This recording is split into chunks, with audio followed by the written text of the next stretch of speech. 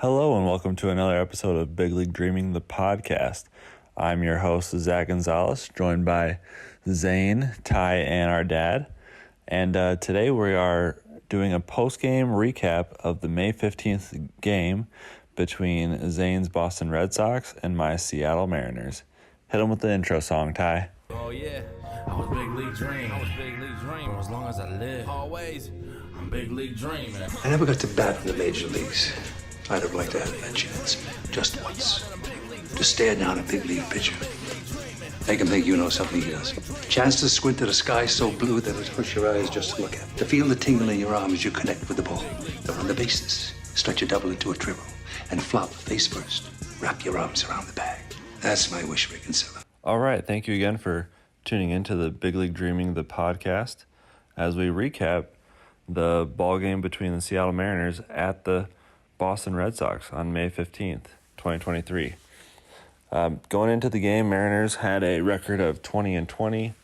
Red Sox sitting at 22-19, which I think is a little surprising for some people in the baseball world at how good the Red Sox are off to start the season. Going into this series, well, the Mariners just came off of winning 2 out of 3 against the Tigers over the weekend.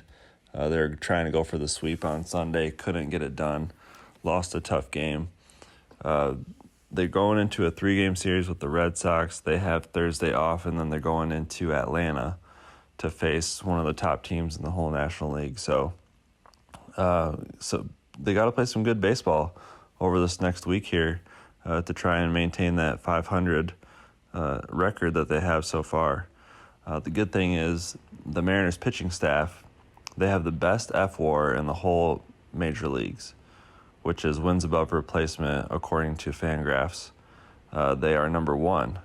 So they pitch really, really well. However, the offense so far this season has not been that great.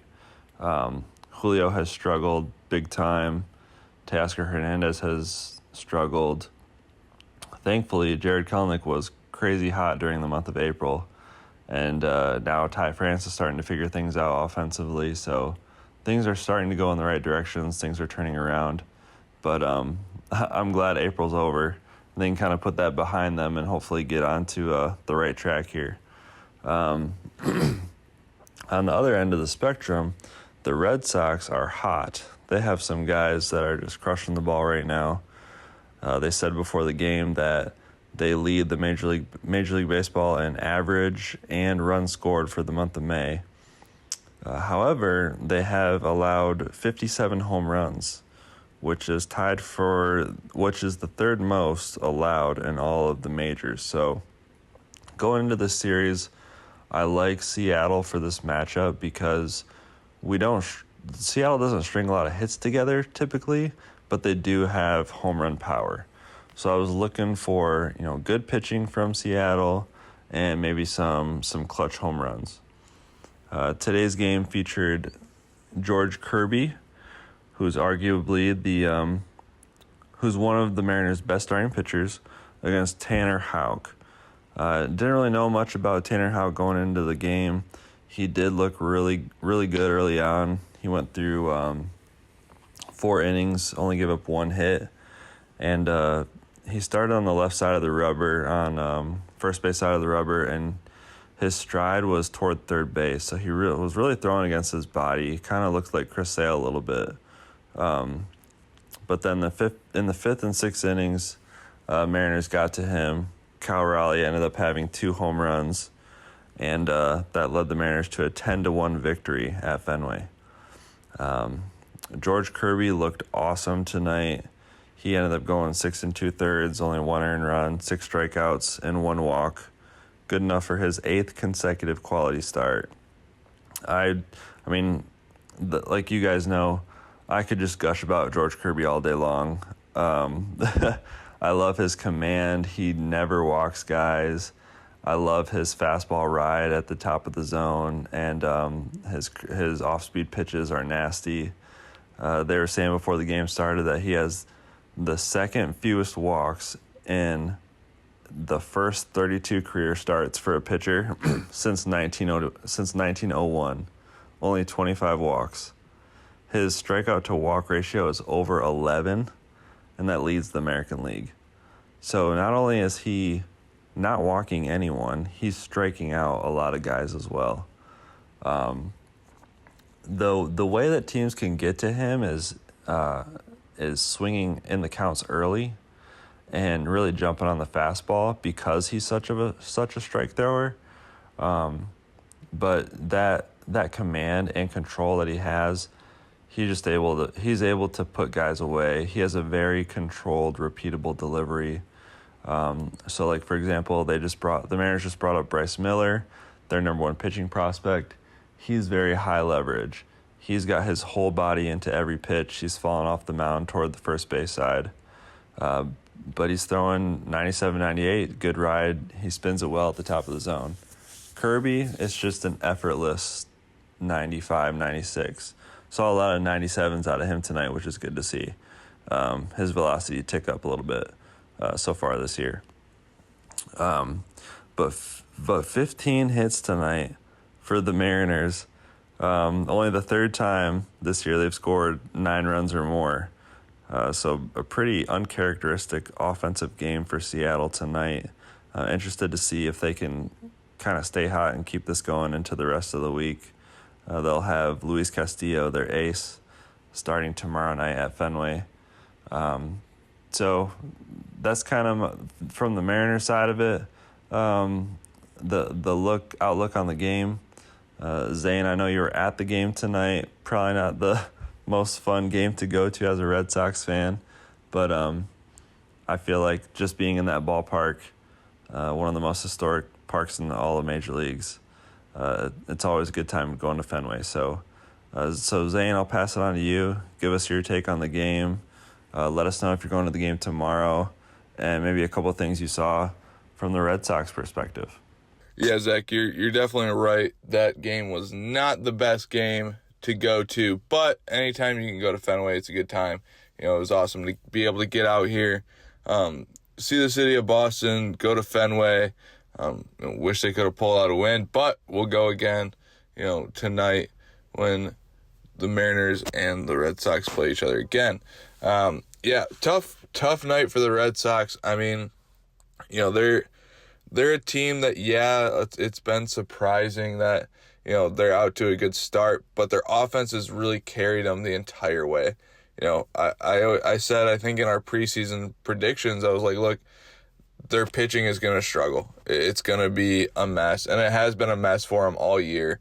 It's been a mess with who's going to be in the rotation. If you can't even figure out the rotation, it's going to be a little bit of a struggle, and it's, guys are constantly in and out. There's talks of them doing a 6-man rotation. Their bullpen's been a mess, especially, going into the series, Kenley Jansen gets his 400th save and then blows the next 2, and they end up getting swept by the Cardinals. So, it's tough when your closer's struggling, and then, your middle to late relief guys aren't doing that great either. It would have taken the Red Sox to really put up an offensive number against the Mariners to pull this one out. And it's tough to do against a pitcher like Kirby. But Tanner Houck started for the Red Sox. He looked good on the mound for the first, 3-4 innings. And then, that 5th inning was not that great. I think it's when he gave up the 2-run bomb to Cal Raleigh. And then, started the 6th inning, which was questionable in my mind. But, he gave up, I think it was like a leadoff double, and then struck out the next guy, got to the top of the order, and they brought in Bernardino, which was really weird to me. But I guess Cora wanted Bernardino to face a lefty and J.P. Crawford, which whatever, but you got to remember, that guy's got to face at least 3 hitters. Bernardino, I'm not super high on him. Dude throws a 75-mile-per-hour curveball. Not that impressive. But they rode him a little bit. He gave another home run to Cal Raleigh to give him the first hitter to ever hit a home run from both sides of the plate. First catcher to hit a home run from both sides of the plate at Fenway Park ever. So at least I got to see some history. But after that, kind of the Red Sox I think it was a 5-1 game. They brought in John Schreiber, which I'm a big John Schreiber fan. He's from Michigan, went to UNOH, NAIA school. But, he got a couple outs.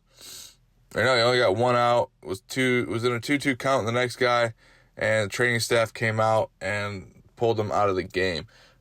Reports have said it's kind of lat soreness. Hopefully it's nothing too serious, but it sounded like he will go to the IL, which, again, makes the Red Sox bullpen even worse because he was one of their most reliable arms. And then that was kind of the turn in the game because, you got John Schreiber out there who's one of your best relievers in a 5-1 game, right? So it's telling your team, hey, we're chasing this game. We're going after this. We're staying in this thing. We're going to fight to the end. He gets hurt. You bring Blyer in, which is a mop-up guy, and, he stinks it up all over the place. And, he gets the last out of that inning, which is nice, but he goes out and gives up 4 more runs in the top of the 8th.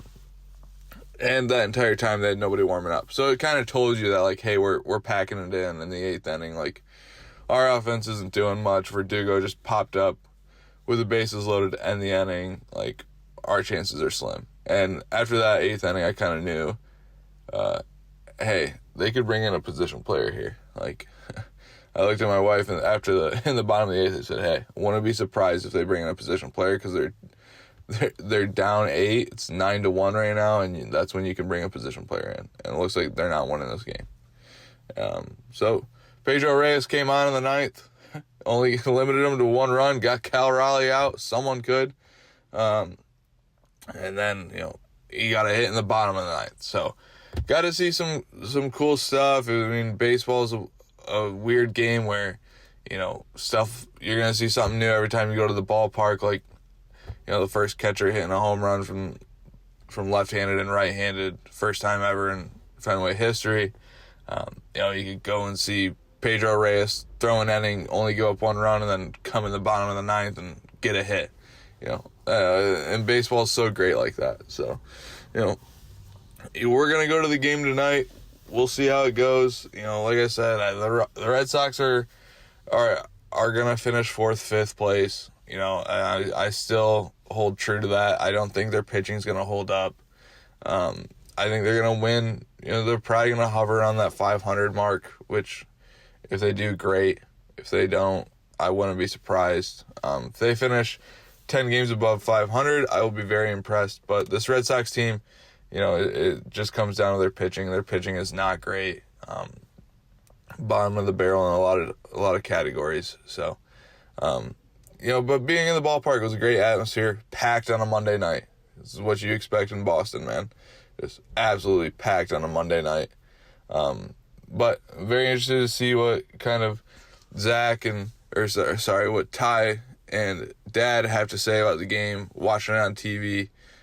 So what do you guys got? Thanks, Zane. Nice recap, nice insight on the Red Sox. Glad you were able to go enjoy the game. I hope you have a great rest of your trip. I'm going to cover some key moments of the game.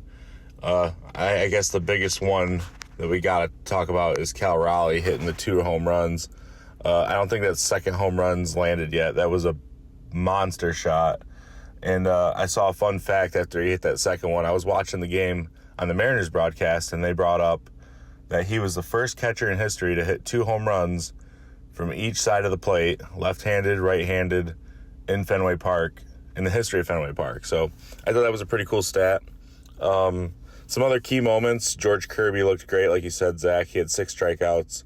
Early on, he was just painting those corners, and I haven't seen him pitch before, and I was pretty impressed by how spot on and how accurate he was on those corners. He was just painting the corners really early on. So George Kirby looked good, and then another key moment that I wanted to bring up was Suarez's 2-run home run, former Whitecap. That was just a monster shot. And it was in the 8th inning, so it kind of just added on to the damage. And I think around the 6th inning, when the Mariners kind of broke out and had those few runs, it kind of looked like they were going to coast the rest of the game. when they were up 5-0. But Rafael Devers had a nice double right after that to answer, and it kind of looked like, oh, maybe the Red Sox might string it together here in the 5th and 6th, and if Kirby gets out of the game, then they might put some runs together. This might be a game, but towards the 7th and 8th, when the Mariners kept scoring, it was kind of just over, and then the Mariners had that nice double play to end the game. So overall, those were the biggest moments I saw from the game. I'm going to pass it on to you, Dad, and you can kind of finish up and tell a little bit more about that Cal Raleigh story. Thank you, Ty, and thank you, Zane and Zach. Zane, Zach, and Ty are the sons, and I'm the dad. I'm Big League Dreaming, the podcast. We really appreciate you tuning into our show and, hearing our conversations about baseball. It's a lot of fun as a dad to just sit here and talk about this great game, right? And there's so much we could talk about every single week. But today's assignment was to watch last night's game between the Mariners, Zach's favorite team, and the Red Sox, Zane's favorite team, playing May 15th at Fenway Park. You've already heard some of the recap of last night's contest. If you want to call it a 10-1 Mariners win a contest where you have a position player pitching in the 9th inning, Pablo Reyes for the Red Sox, just getting out of that inning with only giving up 1 run. I didn't realize he was playing on the team. He's a recent acquisition for the Red Sox. I just loved his spirit, right? I mean, he comes out there, plays the game, played well defensively. I don't know much about him, so I'm going to do a little research because he seemed like an interesting player to be in that role. I'm so excited for Zane, the longtime Red Sox fan, to be at Fenway Park for last night's game. I think he's going again tonight. I'm excited for him. It's always great as a fan of your favorite Major League team to be able to go to the home game. Yes, folks, I know it's crazy. I'm a longtime Tigers fan, and all my 3 sons have different favorite teams in Major League Baseball. That's a long story for another day, which we'll have to break down in an upcoming podcast. But speaking of, I look at things also because I'm a journalist. I look at things from a bigger perspective, and I root for all teams. Last night I was rooting for both teams, and my wife's like, "What are you doing?" We're going to root for the Red Sox because, it's Zane's team and they're playing at Fenway. I say, yeah, but I love Julio. I want to see him break out of this slump, and have a big game. Well, it wasn't Julio that had a big game, right? It was the catcher, the switch-hitting catcher for the Mariners, Cal Raleigh, who grew up idolizing Red Sox catcher, an icon for Boston fans, Jason Varitek. And it was cool to see him accomplish something that even his hero didn't accomplish. He grew up a lifelong Red Sox fan. In fact, his dad was at the game last night. And it just was really cool to watch the whole thing happen. Was his dad at the game? No, it was George Kirby's dad who was at the game. That was a lot of attention put on him. That was cool, too, to watch Kirby pitch. He's an incredible pitcher, Zach. You're right. And I've seen him pitch a couple times, but really got to watch the whole game last night, which was awesome to see the talent that this young pitcher has. And he's around the zone the whole time. Loved watching him pitch. He's definitely a star for the long haul in Major League Baseball. But getting back to Big Dumper, I didn't realize they called Cal Raleigh the Big Dumper. But he blasts 2 home runs, does it from both sides of the plate, I think, as everyone knows. First time ever done. So history, Zane, you're right. History was made last night. You were getting a chance to watch that. In fact, my wife and I thought there might be a different kind of history watching Kirby pitch those first, or watching Tanner Howell pitch the first 3 innings for Boston. I mean, he went 3 up, 3 down for the first 3 innings, and we're like, whoa, maybe Zane's going to watch something special tonight, And obviously that didn't happen. But getting back to Raleigh, his father is actually played in the Red Sox organization before landing a coaching job at the University of Vermont. So it was just kind of his night. Love seeing that. Love watching that drama unfold there. But let's get to where these 2 teams are at. A 10-1 ball game signifies a lot's going on. I don't have the stats for this, but I'm just noticing the runs being scored this season. Maybe someone out there has a breakdown of how many runs have been scored so far this season compared to last season. The Nationals won 10-3. The Cardinals scored 10 runs in the 8th last night to beat the Brewers 18-1. I mean, it's just crazy amount of runs. Zach, you're right. Your Mariners have not been able to score runs. But this is why the Mariners are super scary come playoff time, because their model of success has been to get people on base and then hit them in with the long ball, right? You saw Eugenio Suarez get that blast late in the game last night. You see Cal Raleigh's 2 home runs. I mean, that's how they'll win games. And they're pitching. John Paul Morosi on last night's broadcast on MLB Network was talking about that the Mariners have his favorite pitching staff in all of Major League Baseball. I mean, you add Bryce Miller to the rotation now, John Paul Morosi and other people in baseball are going like, holy cow, this pitching staff is going to keep them in a lot of games, and they will. So I think they'll be there. But where are these teams tracking? Well, let's look at the current standings right now. Boston, I think everyone knows, dead last in the American League East. Zane, you predicted that the team was going to struggle this year. They're 22-20 right now, which is holding their own, right? But I mean, the Rays are clearly ahead here, 31-11, going into tonight's games on May 16. Baltimore, a surprise for a lot of people, not for me. I knew they'd be strong this year. They're in second place. Toronto, not far behind. Obviously, we all know about Toronto's lineup. And the Yankees, who I predicted would win the American League East and come back. Maybe Aaron Judge will show off some of his magic and bring him back there. More on Aaron Judge in a minute, or later, I think, in another podcast. But they're 24-19. But Boston, I think, Zane, you're right. They're going to project about this same lineup or the same amount of wins. They'll finish 4th or 5th. I don't think they have a 3rd, just the way these other teams are playing. And Zach, your Mariners are 21-20. Texas, I mean, a surprise for everyone, leading the American League West. Houston is in the second place at 22-19, 3 games behind Texas. They're going to be there, I think everyone. Angels at 22-20, the Mariners at 21-20, Oakland in dead last. They have no chance, obviously. But the Mariners I think they'll hover around that 500 mark and hopefully get up there past the Angels and be in contention for a wild card. Don't know if that's going to pan out, but I think it's really interesting. Fangraphs, if you go to fangraphs.com, they're not giving either of these teams, the Red Sox or the Mariners, much of a chance. They're projecting for a full 2023 season that the Red Sox will end up at 83-79. Zane, I think you would probably agree that where that's at, right? But for the Mariners, they're also projected at 83-79, which probably won't get them into the playoffs. I think the Mariners here are in it for the long haul, and I think with the pitching alone, and how injuries, play a role in how the season ends, I think the Mariners will be there, where Boston is just going to be struggling the rest of the way through. How this relates to my Tigers or Ty's Mets, I don't know. Ty's Mets are a mess right now.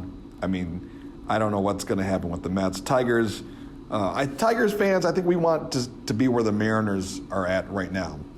Will we get there? I don't know. Will, Riley Green or Spencer Torkelson emerge and become bona fide superstars? Will the pitching ever catch up to all the promise? I don't know. So they have a lot of question marks, and it's going to be a long season for both of those teams. All right, that's it for Big League Dreaming, the podcast. Thanks for tuning in, everyone. We appreciate you here every single week.